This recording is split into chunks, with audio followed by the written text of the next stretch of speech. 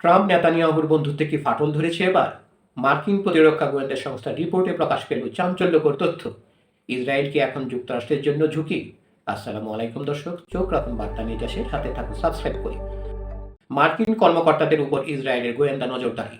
মার্কিন যুক্তরাষ্ট্র ও ইসরায়েলের মধ্যে ইরান ইস্যু নিয়ে ক্রমবর্ধমান মতপার্থক্যের মধ্যে ইসরায়েলের গোয়েন্দা তৎপরতা নিয়ে পেন্টাগনে উদ্বেগ বাড়ছে।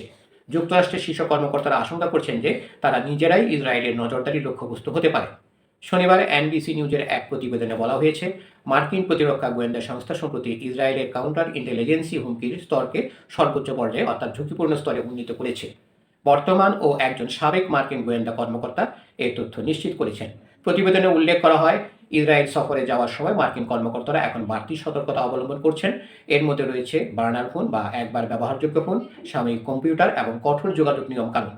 বিশেষ করে উচ্চপদস্থ কর্মকর্তারা হোটেলের কক্ষ বা অন্যান্য ঝুঁকিপূর্ণ জায়গায় সংবেদনশীল আলোচনা এড়িয়ে চলছেন। গত কয়েক সপ্তাহে ডিআইএ একটি 7 পৃষ্ঠার অভ্যন্তরীণ মূল্যায়ন নথি তৈরি করেছে। এতে বলা হয়েছে, ইসরায়েলের গুপ্তচর বৃত্তি ও প্রযুক্তিগত তথ্য সংগ্রহ সক্ষমতাকে ঝুঁকিপূর্ণ স্তরে বিবেচনা করা উচিত। ট্রাম্প প্রশাসনের ইরান নীতি নিয়ে অভ্যন্তরীণ সিদ্ধান্তে তথ্য জানার জন্য ইসরায়েলে আগ্রাসী প্রচেষ্টা চালাচ্ছে বলে আশঙ্কা প্রকাশ করা হয়েছে এই নথিতে।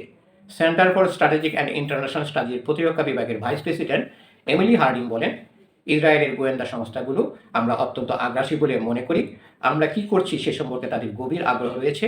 ইসরায়েল এই অভিযোগ সম্পূর্ণ অস্বীকার করেছে। ওয়াশিংটনে নিযুক্ত ইসরায়েলি দূতাবাসের মুখপাত্র বলেছেন, এই দাবি সম্পূর্ণ মিথ্যা। ইসরায়েল মার্কিন কর্মকর্তাদের বা আমেরিকান কোন প্রতিষ্ঠানের তথ্য সংগ্রহ করে না। আমাদের গোয়েন্দা অভিযান শত্রুদের বিরুদ্ধে, মিত্রদের বিরুদ্ধে নয়।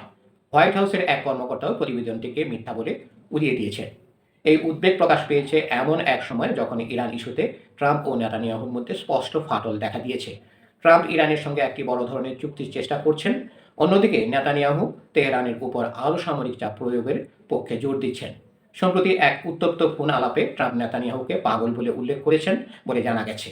মিত্র দেশগুলোর মধ্যে সীমিত গোয়েন্দা তৎপরতা অস্বাভাবিক নয় বলে জানিয়েছেন বিশেষজ্ঞরা।